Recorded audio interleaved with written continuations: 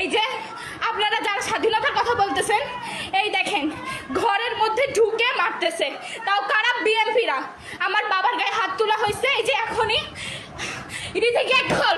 আমি প্রতিবাদ করছি, আমার মা আমার গেটের